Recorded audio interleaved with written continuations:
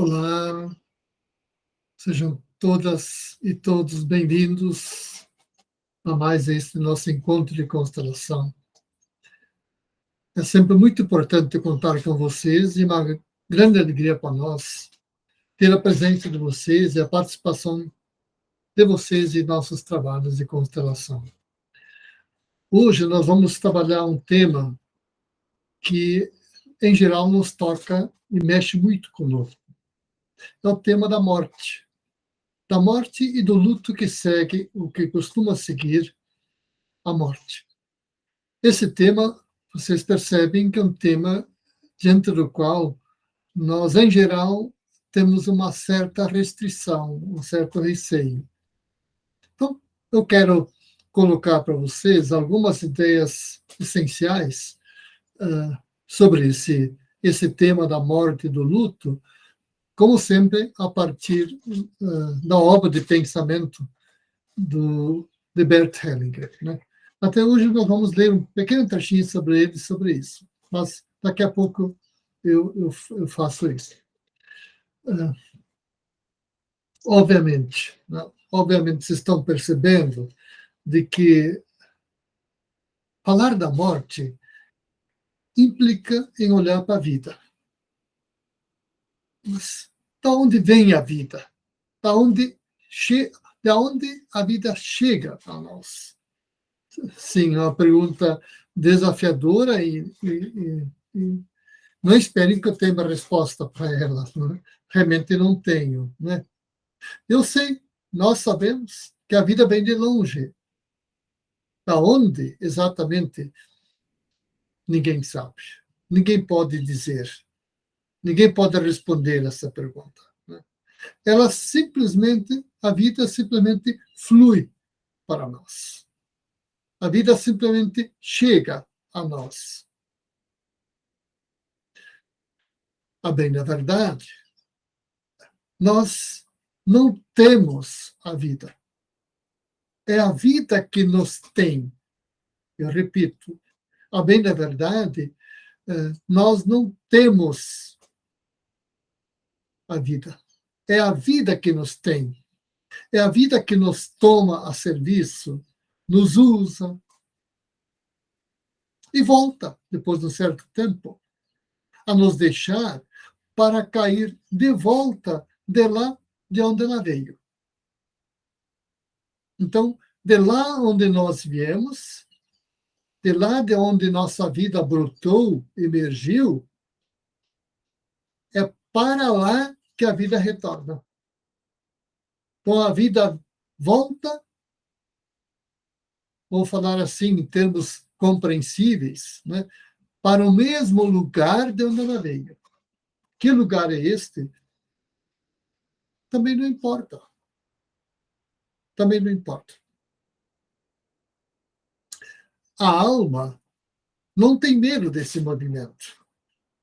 A alma não tem medo desse movimento. Quem está em harmonia com esse movimento de vir à vida e de retornar a ela depois de um certo tempo, quem está harmonizado com a ideia de que a nossa vida é que nos tem, que é a vida que nos tem, e nos tem por um tempo que nós não sabemos quanto, e decorrido esse tempo, ela retorna para o lugar de onde veio, para quem está harmonizado com este movimento, se comporta de acordo com aquilo que apoia a vida. Mas, e vou dizer uma coisa muito séria e muito importante, jamais renuncia à vida antes da hora. Eu repito, para quem está harmonizado com o movimento da vida, que vem, nos toma e depois se retira e retorna de onde ela veio, essa pessoa que está harmonizada com este movimento jamais renuncia à vida antes da hora. E tem tantas pessoas que parecem haver renunciado à vida. Sejam pessoas que olham, na verdade, para a morte, porque elas, na verdade, não estão mais vivendo, não estão mais a serviço da vida. Elas estão, na verdade, sobrevivendo. São como que vegetais. São como que vegetais. A tristeza as tomou tão intensamente e tão completamente que parecem esperar que a morte os toma e os leve de volta. Outras vão mais longe. Outras literalmente abreviam o seu tempo de vida, cortando a vida. É o suicídio. Sim. Quando falamos da morte, também essas questões nos vêm à mente e precisamos olhar para elas. Né? Precisamos olhar para elas. A vida é uma coisa tão maravilhosa que nos é presenteada simplesmente, porque nada, mas absolutamente nada mesmo, nós somos capazes de fazer para que ela venha. A vida nos é dada como um presente, um presente para o qual nós não fizemos nada. E a grandeza deste presente é triste quando alguém abrevia o tempo de sua duração. O tempo de duração da vida não nos pertence. Não nos pertence. A morte sempre chega no tempo certo. A morte sempre chega no tempo oportuno.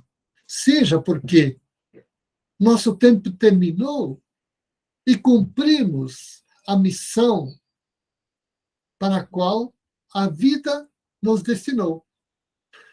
E ali, gente, não importa a duração desse tempo. Não importa a duração desse tempo.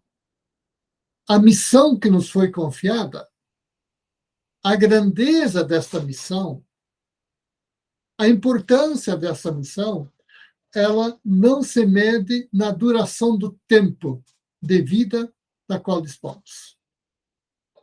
Pode ser os quase 91 anos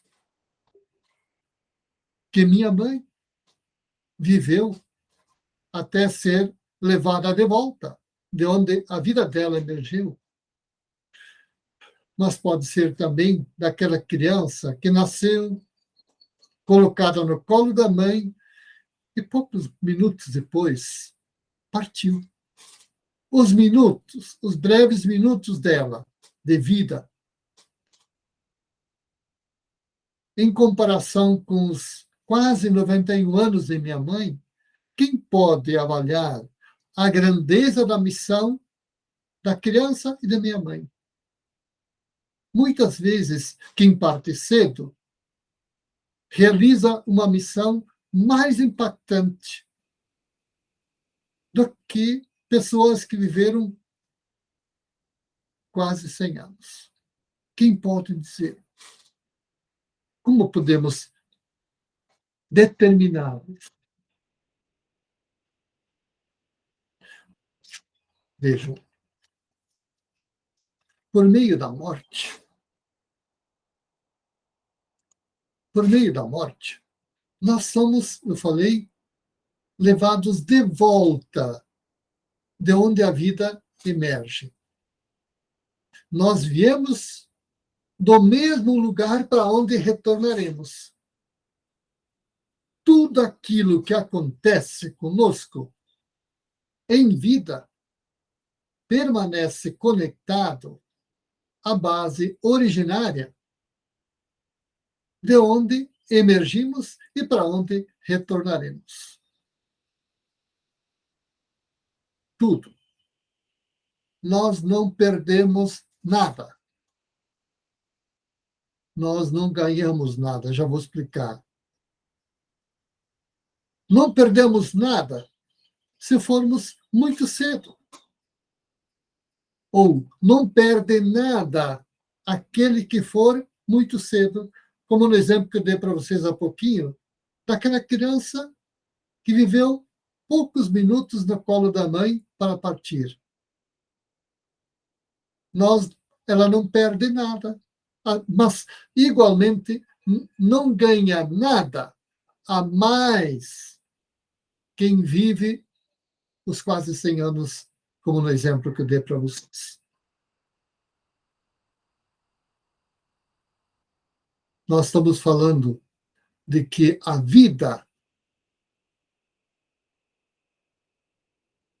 está ligada à eternidade. A vida não tem começo e não tem fim.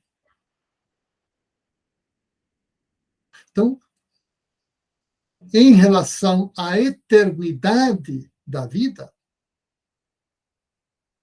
quanto é 5 minutos daquela criança? Em comparação com os quase 91 anos da minha mãe, por exemplo. Por isso, quem parte cedo não perde nada. Quem fica muito tempo também não ganha nada, em comparação à eternidade da vida.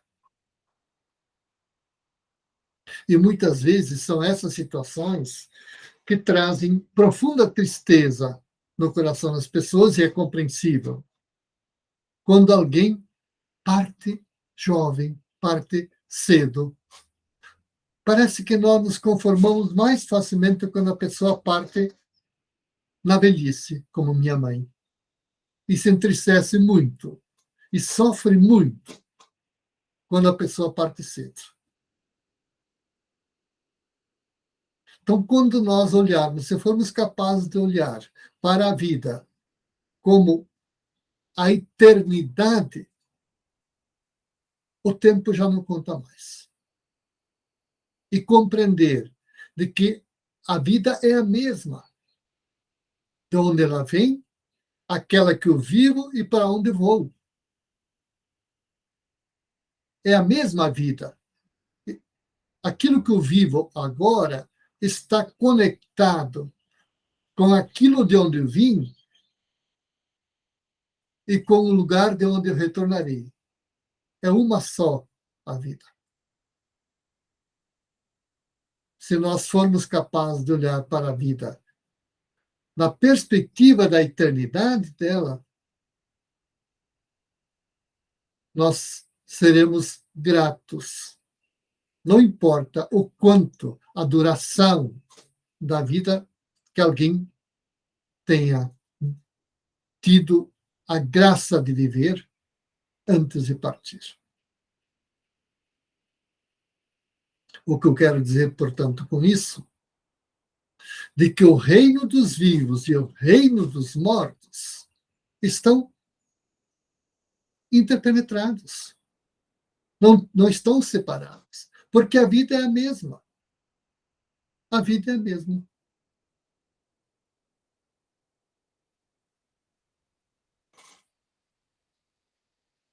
Tudo aquilo que está em vida, aqui e agora, está inacabado, está incompleto.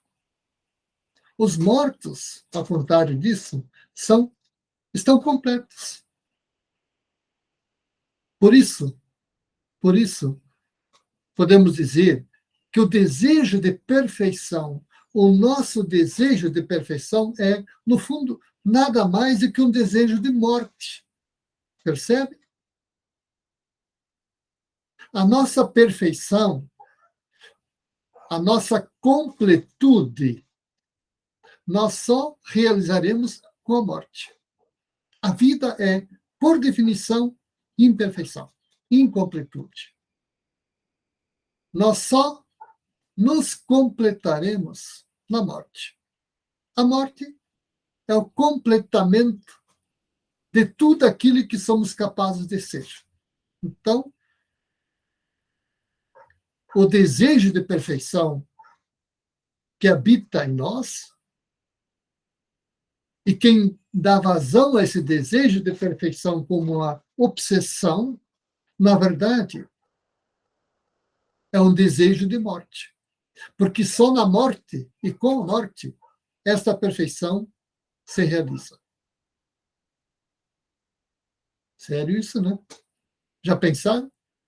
Já pensaram nesse sentido no desejo de perfeição? Não parece mais uma coisa tão bonita?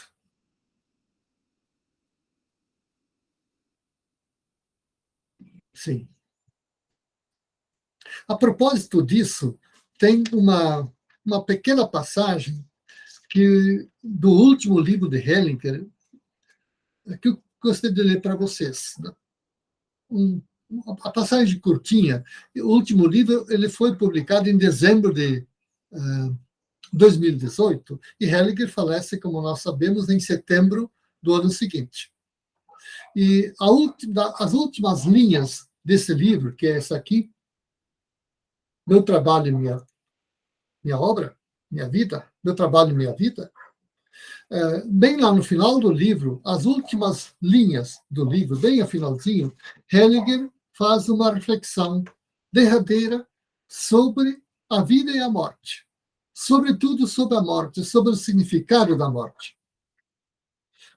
Obviamente, nos quase 93 anos que ele tinha quando escreveu essas linhas, ele estava pensando e refletindo sobre a sua própria vida e aquilo para onde esta vida, o seu significado e para onde ele está, o seu destino. A passagem é a seguinte.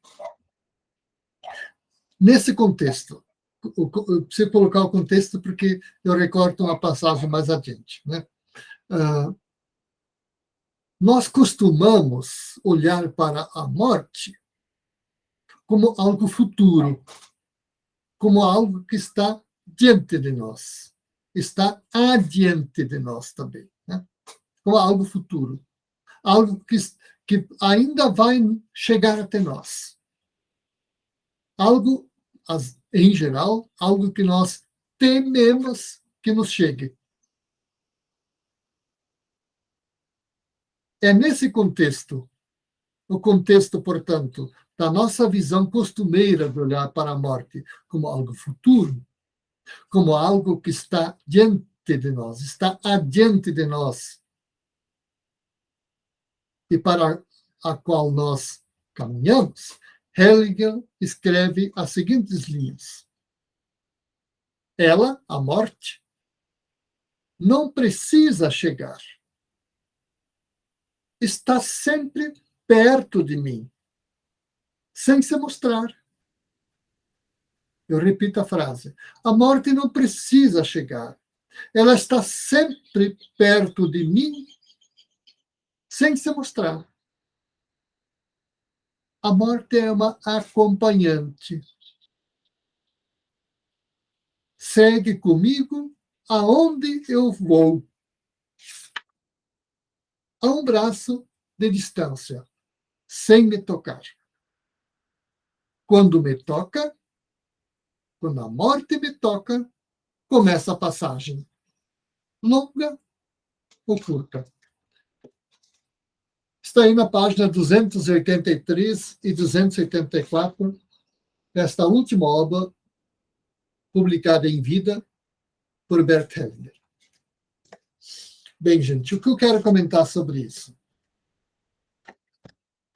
Vocês percebem a maneira amorosa que Hellinger se refere à morte? Ele está dizendo: a morte é uma parceira, a morte é minha companheira de vida, ela caminha ao meu lado sem me tocar, sem se mostrar. Porque quando a morte se mostra, a minha passagem já começou. Então, quem consegue viver tomando a morte como companheira na vida, que vai tomar de volta a minha vida quando chegar a hora, e a hora é a hora certa, não tem hora errada, eu retorno de onde a vida veio. Então, o que Hellinger nos mostra com sua sabedoria de mais de 90 anos é a morte é uma parceira, a morte é uma companheira que anda comigo, que faz a minha jornada de vida comigo sem me tocar. E não precisa me tocar. Eu não preciso, muito menos querer tocá-la. Né? Eu não devo querer tocá-la. Eu devo deixar que a vida escolha o momento de partir para o reino dos mortos, que nada mais é do que partir de onde a minha vida veio, de onde a minha vida brotou. Eu, como que, volto para casa. Quando eu morro, eu volto para casa. De lá de onde minha vida veio, eu volto, eu retorno. Eu retorno de onde vim, eu volto para casa. Eu sou um peregrino. Aqui e agora, neste mundo, sou um peregrino. Eu não sei o dia e a hora da minha volta para casa. Mas será a hora que minha missão se completa. Eu também não sei quando minha missão se completa. Mas enquanto a vida me for dada, me for permitida, eu faço tudo o que me cabe para realizar a minha missão. Bem, a partir disso, eu quero dizer algumas breves palavras sobre o luto. O luto que sempre acompanha a morte, inevitavelmente acompanha a morte. Quando nós não nos pacificamos em vida com a morte, nós deixamos questões pendentes. Quando nós não nos pacificamos em vida com a morte, nós deixamos coisas pendentes. Nessa situação, na situação em que a morte nos toma, quando ainda não estamos pacificados com ela, e, portanto, deixamos questões pendentes, o que acontece? O que costuma se mostrar? Algumas vezes, os que ficam, como que seguram quem partiu. Ou seja, algumas vezes, aqueles que permanecem em vida não querem permitir que aquele que morreu parta, faça a sua viagem de volta para casa. E outras vezes, também o caso de aquele que partiu, aquele que morreu, não queira partir, não queira fazer a viagem de volta para a origem, não queira voltar para casa. Por isso é tão importante que a nossa vida seja uma vida que tome a morte como parceira, como companheira de jornada, que vai nos tomar no tempo certo, para nos levar para casa, para nos levar de onde a nossa vida veio.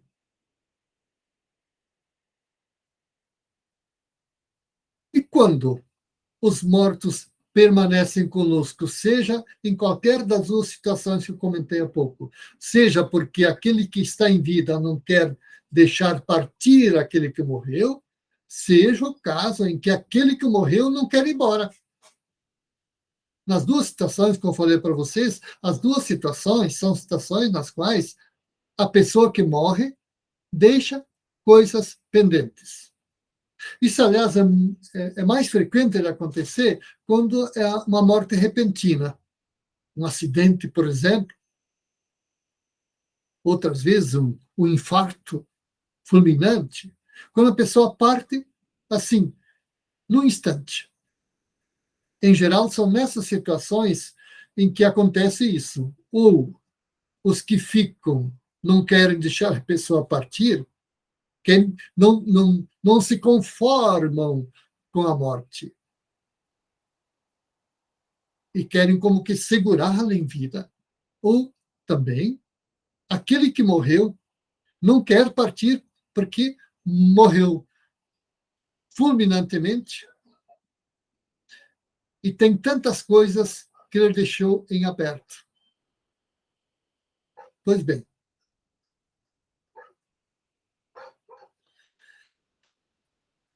o luto que segue a morte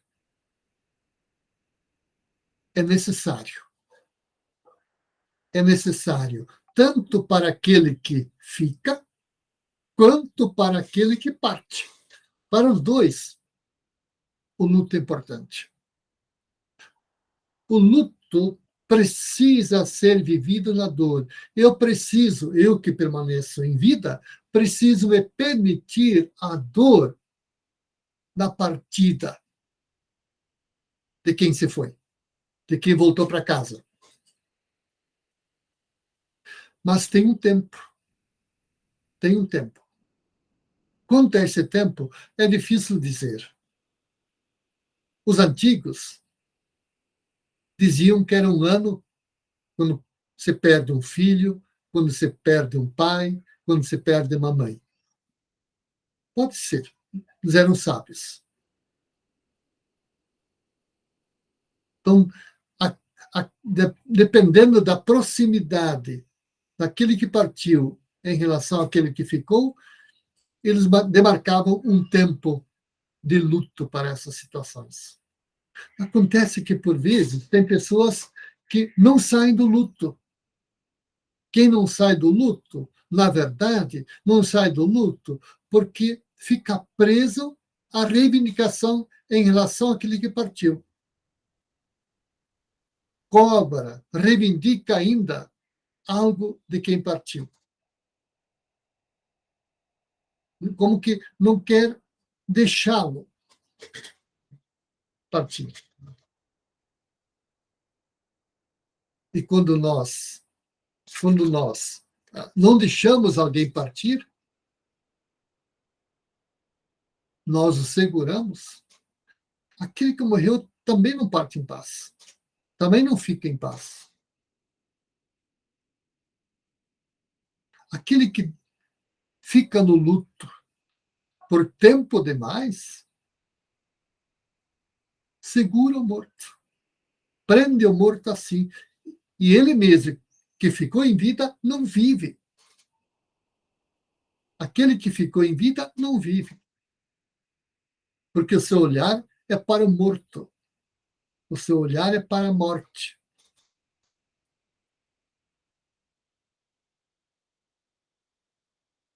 Então, em geral, nós encontramos um luto prolongado, excessivamente prolongado, nos casos em que alguém deve algo ao morto, em que alguém não pôde fazer o que atribuiu a si mesmo, que deveria ter feito ao morto e não fez. Quando os mortos são honrados e reconhecidos, são vistos, eles partem em paz. É isso que as constelações mostram. Nas constelações, quando é o caso de mortos que são representados no processo da constelação, o que se observa? Se observa que quando o morto é visto, é honrado e é reconhecido por quem está em vida, ele se pacifica. Ele fica pacificado no campo. Ele se deita e como que adormece. Quando este não é o caso, quando o morto não é honrado e respeitado, ou outras vezes também, quando aquele que morreu repentinamente, sem poder ter resolvido aquilo que ele sente que devia ter realizado, ele fica inquieto no campo da constelação. Você percebe que este morto se agita no campo, ele se mexe, ele se revira. Então, Como pacifica? Quando aquele que partiu sentindo coisas pendentes e irresolvidas, quando você faz o seu representante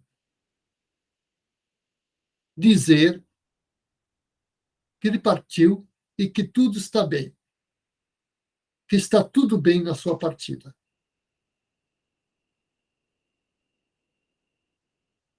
Bem, gente, nós vamos começar agora em seguida a nossa constelação, e esse tema, vocês vão percebê-lo nos movimentos que vão se seguir. Observe um pouco como se comportam os representantes, tanto daqueles que estão em vida, quanto daqueles que partiram. Observe. Eu não sei o que vai acontecer, ninguém sabe. Né? Toda constelação é sempre uma coisa nova. Nós nunca sabemos o que vai acontecer. Por isso, vir com a constelação com expectativa é frustração na certa. A constelação mostra o que deve ser mostrado, com o movimento autônomo de cada constelação. Nós não controlamos os movimentos. Então, observem e sintam isso que eu comentei com vocês hoje sobre a morte e sobre o luto. Está bem? Muito obrigado e já me antecipo também aos meus agradecimentos pela presença de vocês, que é tão importante para aquilo que vai acontecer agora na sequência, tenha êxito.